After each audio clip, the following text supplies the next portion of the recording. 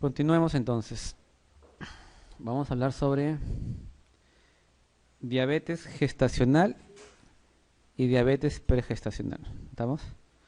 En realidad, diferencias en el diagnóstico sí, pero al final tienen un punto en común, ¿no?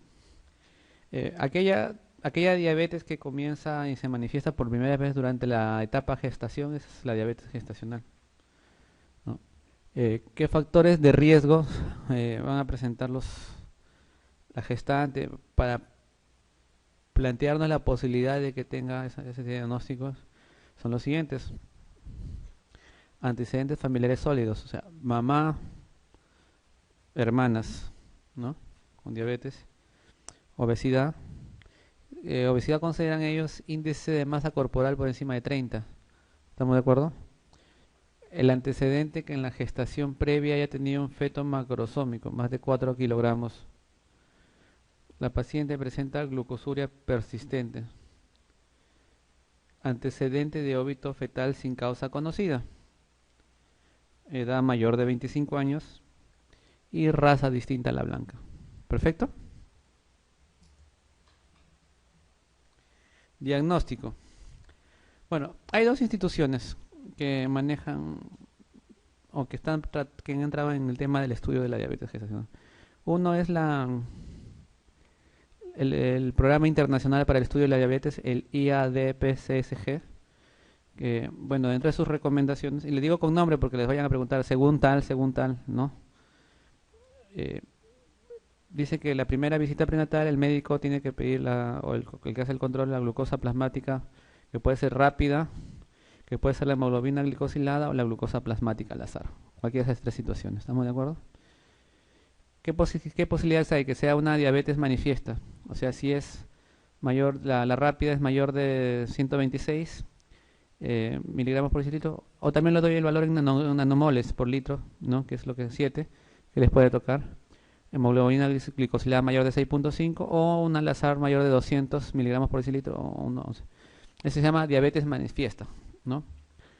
¿Estamos de acuerdo? Si la glucosa plasmática rápida es mayor o igual a 92, pero menor de 126, hay la posibilidad que sea una diabetes gestacional. ¿Estamos de acuerdo? Según la IADPSG. ¿Qué más? Y se le recomienda a esa paciente que haga un test para diabetes gestacional, un test de tolerancia oral a la glucosa a las 24 o 28 semanas. Ahora, ¿qué test recomienda? Porque hay tres tests, el de 50, el de 75 y el de 100. ¿Entiendes? Sobrecarga oral de la glucosa. Ellos recomiendan el de 75. Y dicen que el basal puede ser 92 como valor referencial, a la hora 180 y a las 2 horas 153. Que tengas uno de los tres valores, uno, no dos, sino uno de los tres valores, para hacer el diagnóstico de diabetes gestacional. ¿Estamos de acuerdo? Esa es la recomendación de la IADPSG. Lo digo porque eso es lo que mencionan los libros de medicina fetal. A esta institución y a la COG, a nadie más. ¿Entiendes? Y la COG, que es el Colegio Americano de Gineco-Obstetricia, no se ha adherido, dice, porque para ellos se les queda muchos diabetes en el camino, ¿no? Entonces, para ellos, basado en la evidencia, en su panel de expertos, dicen que se le hace un screening para diabetes pregestacional y gestacional en gestación temprana. O sea, a toda paciente que ingresa al primer control prenatal se le hace un control, ¿no? Y puedes pasar la misma situación del grupo anterior. Ahí sí comparten, ¿no? Que tenga una diabetes franca. Más que todo para eso. ¿Estamos de acuerdo? Perfecto. A toda paciente que entra a las 24 o 28 semanas, sobre todo las que tienen factores de riesgo que ya lo mencioné, pasan a un screening de 24 a 28 semanas, que son en dos pasos. A ver, el primer paso es un screening con 50 gramos de glucosa, ¿entiendes? Y se hace un valor se hace un control a la hora. ¿Estamos de acuerdo? Con 50 gramos nada más. Ahora, ¿qué valor tiene que ser? Es variable, entre 135 y 140. Por encima de ese valor lo consideran positivo. ¿Estamos de acuerdo? Pero con eso no haces todavía el diagnóstico, sino te dicen screening positivo. Entonces pasa al siguiente examen, que es el de 100 gramos en 3 horas. Ese es ya para hacer diagnóstico. ¿Estamos de acuerdo? 100 gramos en 3 horas.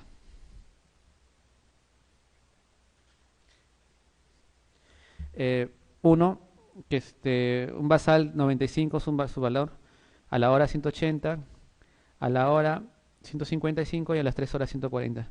Dos de cuatro hacen el diagnóstico. ¿Estamos de acuerdo?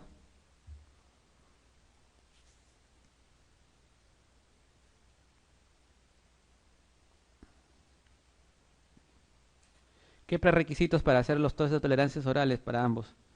Ayuno entre 8 a 14 horas, que tenga una ingesta de carbohidratos un poco elevada los días previos, 3 días previos, y no fumar durante el test y permanecer sentado. O sea, no puede estar caminando el paciente ni nada, sino en estado basal. ¿Estamos de acuerdo? ¿Sí? ¿Correcto? Perfecto. Entonces, tenemos dos formas de diagnosticar, ¿no? La diabetes gestacional. Tenemos según la IADPS, el- las pruebas rápidas, el screening con 50, perdón, las pruebas rápidas y el sobrecarga 75, con tres valores para referencial. Uno de tres, diabetes, según la IADPSG. Y según la COG, dos pasos. 50 como screening, ¿estamos de acuerdo? Y 100 como diagnóstico. Te dan cuatro valores, 2 de 4. ¿Cuáles son los riesgos del embarazo? ¿Por qué estudiamos? Porque hay riesgos para el embarazo justamente, ¿no? ¿Toda paciente con diabetes gestacional puede ser mayor probabilidad de trastorno hipertensivo? Sí. ¿Ya? Aumento de riesgo de macrosomía, hiperbilirubinemia, parto quirúrgico y distocia de hombro y traumatismo en el parto.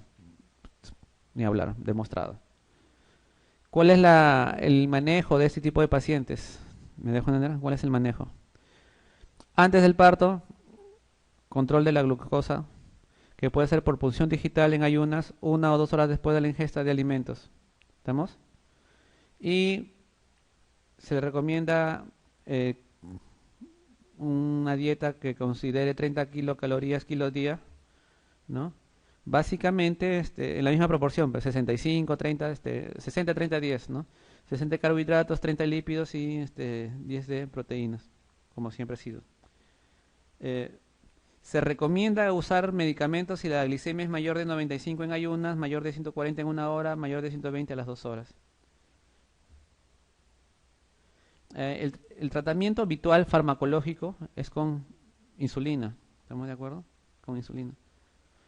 Actualmente ya hay un medicamento, bueno, en Estados Unidos y en Europa aprobado por los organismos correspondientes para el uso de diabetes en la gestación de tipo oral, o sea, un hipoglicemiante de tipo oral, no una sulfonilurea.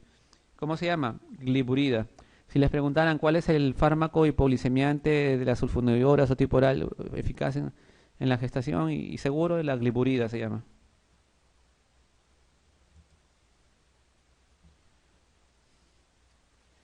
¿Qué pruebas se realizan antes del parto?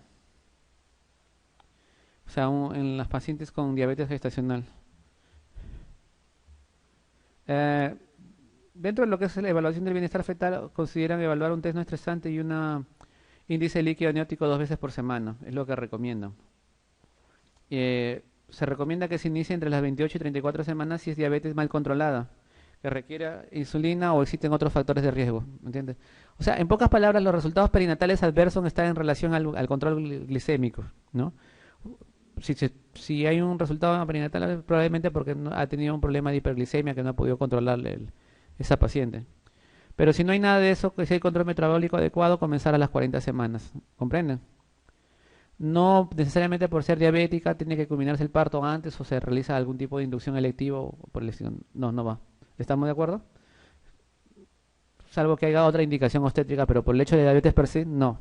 ¿Estamos de acuerdo? Siempre y cuando haya el control metabólico adecuado. ¿Comprenden? ¿Qué pasa en el parto? ¿Qué se hace? Bueno, hay varias situaciones. Si no hay alteración materno-fetal ni otro evento obstétrico, se espera que se produzca el parto espontáneo, dicen ellos, ¿no? O en todo caso, hablando de inducción, inducir el parto a partir de las 39 semanas, casi a término, ¿no? Al final, ¿no? Nada que antes, ¿no? En cambio, si hay un mal control glicémico que requiere fármacos, se puede inducir el parto, ahí recién, inducir el parto a las 37 semanas, ¿no? O sea, en el estado viable. Si se demuestra macrosomía o alteración materno-fetal, se programa para cesárea. Ahora, ¿por qué niveles de macrosomía es lo que se considera que es cesárea electiva sí o sí? Pues no todo, porque macrosomía se refiere a todo paciente por encima de 4 kilos, no sé si me dejo entender, pero La recomendación es 4.500 para paciente diabético como indicación absoluta. ¿Estamos de acuerdo? Como indicación absoluta. De ahí, si está entre 4 y 4.500, tienes que hacer tu valoración obstétrica, ¿no? El tema del DCP, ¿no? O sea, la proporción entre el feto y la pelvis. Es un tema un poquito más fino.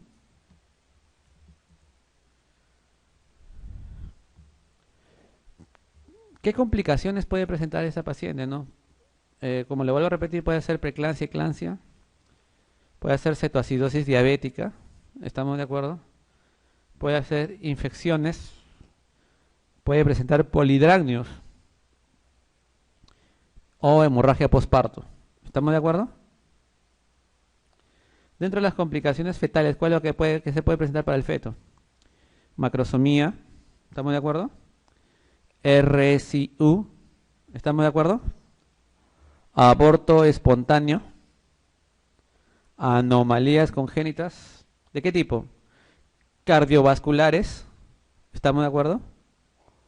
Pero más las cardiovasculares más, sí, las cardiovasculares, sobre todo los defectos del tabique y las neurológicas, o sea, las complicaciones del tubo neural. Estoy hablando de la pregestacional, acuérdense. Y trastornos metabólicos en el recién nacido. Hablemos. Con respecto a la diabetes pregestacional, tenemos la cetoacidosis diabética. Siempre lo sospechamos cuando hay valores de glucemia por encima de 200. El bicarbonato menor de 18 y siempre hay una acidemia metabólica y cetonemia. Toda cetoacidosis diabética se trata con reposición de líquidos e insulina. ¿Ok? ¿Estamos de acuerdo? ¿Sí? Perfecto. En la diabetes pregestacional, o sea, ¿qué quiere decir diabetes pregestacional? O sea, la paciente diabética que sale embarazada, en buen romance. ¿Estamos de acuerdo con ese concepto? Antes del parto se le pide proteína en orina 24 horas, creatinina sérica, electrocardiograma y exploración oftalmológica. Siempre se hace ecografías seriadas para vigilar el crecimiento. Como le vuelvo a repetir, una de las complicaciones son una de las anomalías congénitas de la diabetes. ¿Cuáles son? Las cardiovasculares y las neurológicas. ¿Estamos de acuerdo? Se le pide a toda paciente diabética y sale embarazada ecocardiografía fetal a las 18-22 semanas. ¿Estamos de acuerdo? Control del azúcar igual que la diabetes pregestacional, igualito el mismo manejo. Y las pruebas de bienestar fetal dependiendo del control glicémico. ¿Cuál es el tratamiento durante el parto? Si no hay alteración materno-fetal ni otro evento obstétrico, se espera que se produzca el parto espontáneo o inducir el parto recién a las 39 semanas. Igual, si hay mal control glicémico que requiere fármaco, se induce el parto a las 37 semanas. Si se demuestra macrosomía o alteración materno-fetal, bueno, la vía de elección es la cesárea. Pero le vuelvo a insistir, el tema de la macrosomía es por encima, para ellos por encima, valor absoluto por encima de 4.500 para paciente diabético. Entre 4 y 4.500 la opción es de acuerdo a la valoración obstétrica, ¿no? El tema de la proporción cefalopélvica. Durante el parto, eso es lo más importante, se recomienda mantener la glicemia entre 80 y 110. Si el control es bueno, se evita la administración de glucosa en endovenoso. Si es malo, se administra glucosa intravenoso e insulina. ¿Estamos de acuerdo? Les quedó claro los diagnósticos, ¿no? Cómo se hace el diagnóstico de la diabetes pregestacional y de la diabetes gestacional. La diabetes pregestacional, acuérdense, es la paciente diabética que sale embarazada, ¿no? En cambio, la diabetes gestacional es cuando se diagnostica por primera vez durante la etapa de la gestación. ¿Estamos de acuerdo? Muy bien, vamos a hablar un poquito de aborto recurrente. Hablamos de aborto recurrente, y esa es ya definición clásica, ya no es el concepto anterior. 2 o más abortos espontáneos, no necesariamente consecutivos, de embarazos reconocidos de menor de 20 semanas. ¿Estamos de acuerdo? O sea, no necesariamente tienen que ser consecutivos esas pérdidas gestacionales. Puedes tener un primer embarazo viable que salió, dio a luz, el segundo una pérdida, el tercero otro embarazo normal y el cuarto una pérdida, ¿entiendes? Que tengas 2 o más pérdidas de embarazos reconocidos, menor de 20 semanas, se considera abortos o entras en el esquema de abortadora recurrente. ¿De acuerdo? Muy bien. Etiología. Primer concepto. 50 o más casos no se le conoce la causa. ¿No? Y como no se le conoce la causa, suena paradójico, son las que tienen mayor posibilidad de lograr embarazos viables. ¿Comprenden? No vayas a pensar que por más abortos recurrentes que tengas, tu probabilidad de salir gestando son... Se dice que es progresivo, ¿no? Con 2 abortos recurrentes, 15% de que vuelva a fracasar. O sea, a más abortos no aumenta el porcentaje de pérdidas para el siguiente embarazo. Suena un poco paradójico, pero es así. Otros son anomalías cromosómicas, colagenopatías, síndrome antifosfolipídico, trombofilias, anomalías uterinas, o sea, de la anatomía uterina me refiero. Trastornos endocrinológicos, diabetes, hipotiroidismo, prolactinoma, ¿estamos de acuerdo? E infecciones, sobre todo las virales crónicas, citomegalovirus, el famoso este, toxoplasmosis también, otro tipo de infecciones, ¿estamos de acuerdo?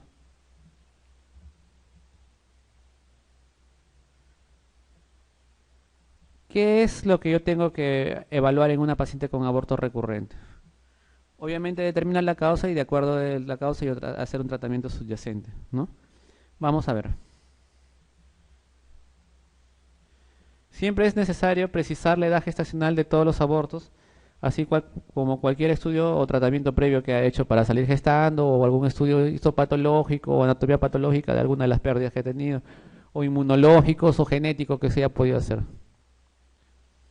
Siempre se debe realizar estudios de laboratorio que incluyan evaluación genética, ¿comprenden? Dentro de ellos el cariotipo. Se pide siempre evaluación hormonal, TSH, glicemia, prolactina, ¿está bien? Y cuando uno tiene un aborto recurrente de etiología desconocida, sobre todo 2 o más o tres episodios, se recomienda el tratamiento empírico de efecto de la fase lútea. Sí saben lo que es la fase lútea, no lo que hemos dicho, ¿no? En la parte del ciclo ovárico tenemos la fase ovárica, perdón, la fase estrogénica, que es la foliculogénesis, ¿estamos de acuerdo? Y la fase lútea es lo que después de la ovulación, que es la formación del cuerpo lúteo y la secreción. Entonces puede haber defecto en la secreción de progesterona y eso te puede llevar al aborto recurrente. Pero eso tú lo sospechas cuando no has encontrado causa evidente y tengas más de 2 o 3 pérdidas, entonces ahí puedes hacer un tratamiento empírico. ¿Estamos de acuerdo? Evaluación de trombofilia, del síndrome antifosfolipídico, evaluación estructural anatómica del útero, ¿está bien? Y siempre hay que señalar que incluso cuando se descubre una anomalía estructural, se recomienda una valoración completa, o sea, porque hay pacientes que ya encontraron algo en el útero y ya no hacen todos los demás estudios. ¿Por qué? Por la posibilidad de que haya una etiología multifactorial. ¿Comprenden? O sea, tratar de cumplir todo el protocolo.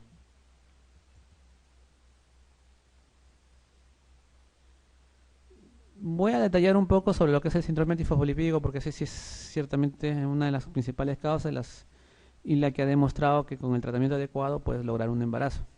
Si no llegas a un tratamiento adecuado puedes lograr un embarazo, pero con complicaciones muy, muy severas durante ese tiempo.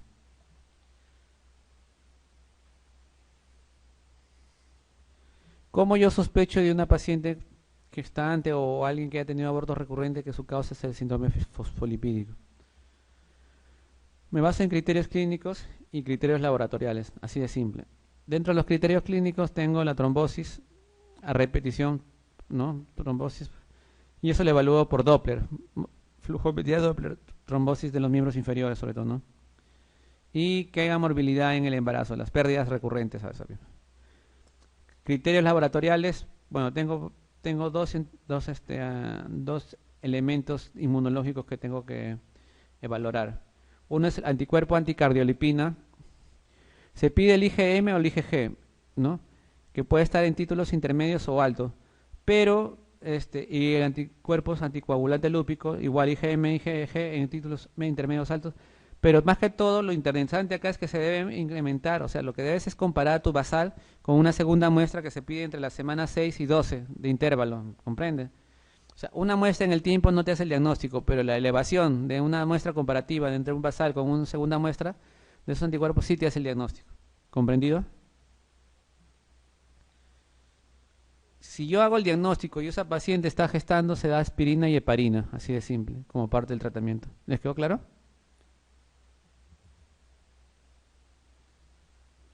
¿Hasta acá alguna pregunta? Pregunten. Aunque sea mi nombre, pero pregunten.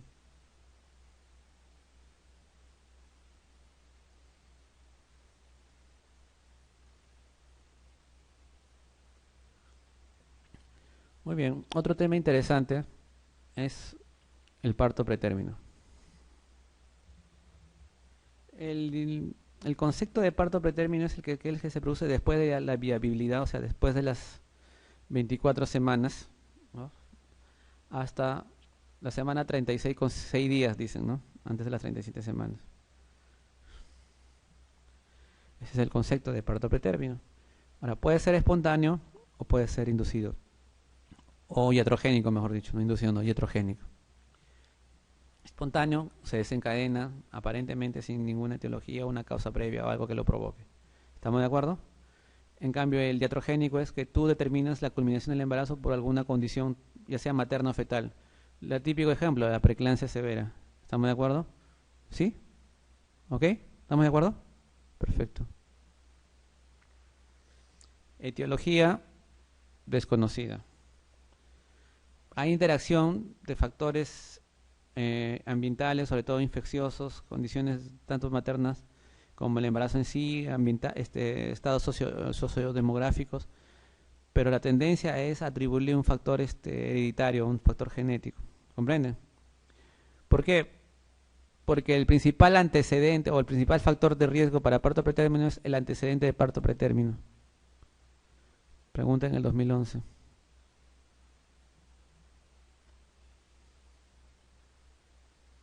Perdón, 2012. Antecedente de parto pretérmino. ¿Estamos de acuerdo? ¿Sí? Segundo factor de riesgo es las infecciones, que pueden ser sistémicas o localizadas, sobre todo las cérvico-vaginales, obviamente. Dentro de las infecciones sistémicas tenemos pues a la pielonefritis, ¿sí? ¿De acuerdo? La neumonía.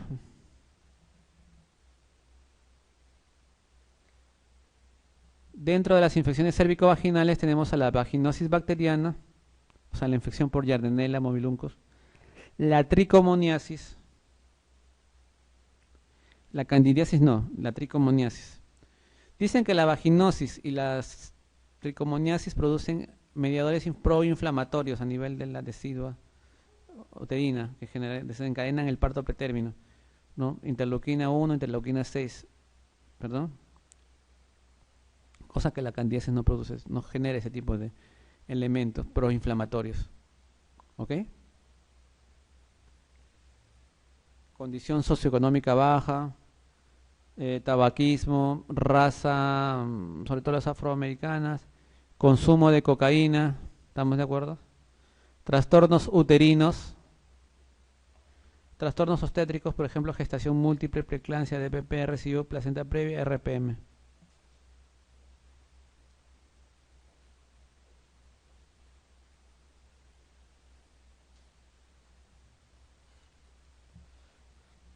Se ha intentado mucho para disminuir la tasa de parto pretérmino. Se ha intervenido, por ejemplo, una de las recomendaciones es el despitaje de infecciones vaginales antes de la semana 16 del embarazo. Si eres fumador, disminuir el tema del consumo de cigarro, de café, alcohol. Pero hay un tema que no se puede mucho incidir, que es en el tema del factor hereditario, ¿no? Pero en los tiempos actuales se ha hecho un estudio en pacientes que han tenido parto pretérmino en los siguientes embarazos, a ver si de alguna forma se puede acortar porque esa tasa de parto pretérmino, porque sabemos que la prematuridad determina mayor mortalidad neonatal. ¿Estamos de acuerdo? Mayor estancia hospitalaria, mayor exposición a otro tipo de enfermedades, ¿no? Y se ha estudiado un medicamento que bueno, a la luz de los estudios que se han hecho, sí más o menos reduce considerablemente la tasa de pacientes que han tenido parto pretérmino, ¿no? Que es la progesterona, ¿no? El estudio inicial lo hicieron con un inyectable que se llama caproato de progesterona.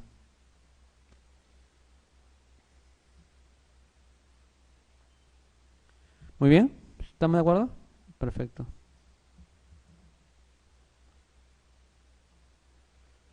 ¿Cómo hago mi diagnóstico de parto pretérmino? En realidad, de amenaza primero. Primero amenaza el parto pretérmino y de ahí, si se desencadena o no, ya pones el parto pretérmino propiamente dicho.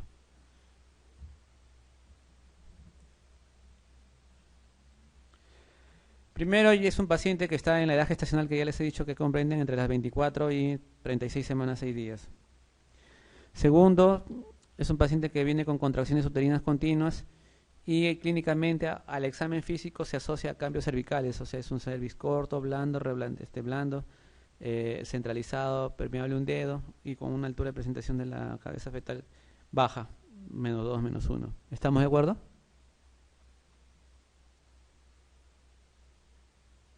Entonces, ese es un parto pretérmino, esa es la parte clínica. A esto se le suma dos elementos más que lo hacen más objetivos. ¿Por qué? Porque lo primero es, bueno, las contracciones ya lo puedo evidenciar, pero los cambios cervicales a un colega le parece unas características, a otro colega otras características. ¿Me dejo entender? Entonces, a eso se le asuma dos elementos, que es la medición de la longitud cervical el dosaje por hisopado cérvico-vaginal de un elemento que se llama la fibronectina oncofetal, así se llama. Muy bien, ¿sí? ¿Hasta ahí estamos de acuerdo? Perfecto. ¿Cómo hago mi longitud cervical? Mi medición de longitud cervical por vía ecográfica transvaginal. Y ahí les presento las fotos. Miren, este es parte del traductor y este es el cuello. Y acá se dan cuenta la cabeza fetal. Entonces se logra graficar el cuello y se hace una evaluación o una medición del OSI, o sea, del orificio cervical externo y del OSI, orificio cervical interno, y se toma una distancia. Esa distancia, por encima de 25 milímetros en las primerizas, se considera con pocas posibilidades de desencadenar un parto pretérmino. ¿Entienden? Entonces, ¿cuál es el punto de quiebre en este grupo poblacional? 25 milímetros hacia abajo. Dicen que en las multíparas el punto de quiebre es un poco menor, es 15 milímetros.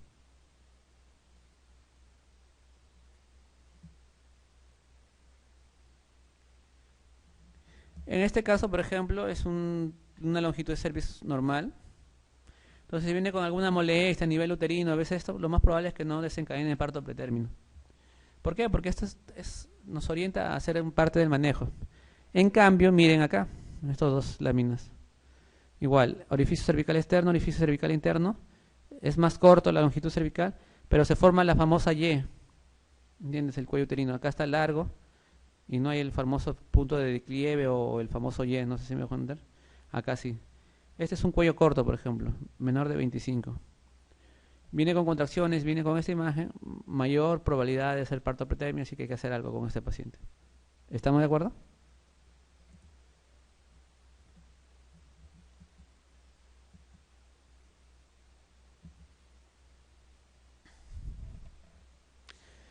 Y acá miren la secuencia. Cervix largo, mediano, corto. Cómo se van haciendo los cambios cervicales en una misma paciente con valoración ecográfica. ¿Estamos de acuerdo? ¿Qué hacemos? Siempre ver primero si está enmarcado dentro del grupo gestacional. En este caso es una guía para manejo de pacientes menores de 34 semanas. ¿Por qué hasta 34 semanas? ¿Cuál es la diferencia? Exactamente, doctora. Ya después de las 34, los pulmones probablemente ya estén madurados. La sobrevida es mucho mejor. Entonces, acá más que todo la conducta para gestaciones, no de 35 a 36 semanas, porque esas ya si empiezan las contracciones, evolución espontánea, ¿no? Estamos hablando menor de 34 semanas. ¿Estamos de acuerdo?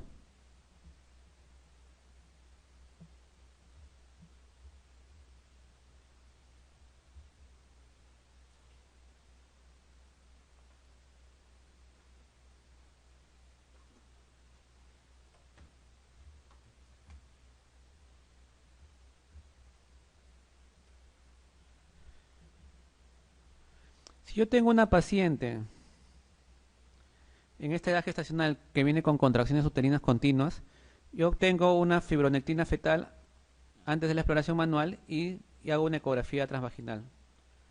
¿Sí? Eso es lo que pido. Pase dentro del diagnóstico. Muy bien. Si es una longitud cervical mayor de 30, a su casa. ¿Entiendes? Sin miedo, a su casa. No va a pasar nada. ¿No? Al menos en esos próximos 3, 4 días no va a desencadenar el trabajo de parto. Le hacen seguimiento, de las contracciones para ver si persiste o da más síntomas y repetir la longitud cervical ante esa persistencia. Si no, a su casa eso va a pasar. ¿Vamos de acuerdo? Si es una longitud menor de 20 milímetros, sí o sí, tocólisis. Ahorita vamos a ver en qué consiste. Y maduración pulmonar, corticoterapia. ¿Sí? ¿Estamos de acuerdo? Ya. Si está entre 20 y 30, ahí está la duda. Vemos.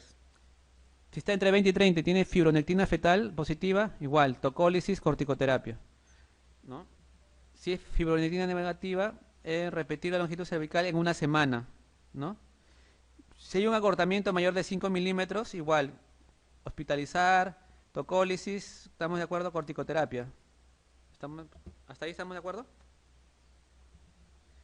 Si la longitud cervical sigue estable, mayor de 25 milímetros y no hay antecedentes de parto pretérmino, los cuidados rutinarios del caso. ¿Sí? Pero si la longitud cervical es estable, 25 milímetros o menor, o con antecedente de parto pretérmino, repetir cada 2 semanas hasta las 34 semanas. Todo esto es para gestaciones menores de 34 semanas, entre las 24 y 34 semanas. ¿Sí? ¿Les quedó claro? Perfecto. En nuestro medio, ¿hasta dónde llegamos? Hasta acá. No usamos fibronectina oncofetal. Doctor, ¿y qué valores de referencial en caso nos preguntaron? Por debajo de 50 nanogramos por mililitro es lo que se considera patológico. Perdón, aumentado. Por debajo no, por encima. Doctor, ¿y qué es la fibronectina oncofetal? Bueno, es una metaloproteína que se encuentra en las membranas del ágneos, ¿estamos de acuerdo? Y por lo tanto no debería aparecer en la gestación después de las 24 ni antes de las 37, es en el canal cervicovaginal, ¿entiendes? Si aumenta es probablemente porque está eliminando el ágneos hacia la parte cervicovaginal, sobre todo la parte vaginal, esa oncoproteína, ¿me dejo entender? Entonces hay la posibilidad que se haga la disrupción y por lo tanto el desencadenamiento del parto pretérmino. Es lo que se ha estudiado. ¿Sí?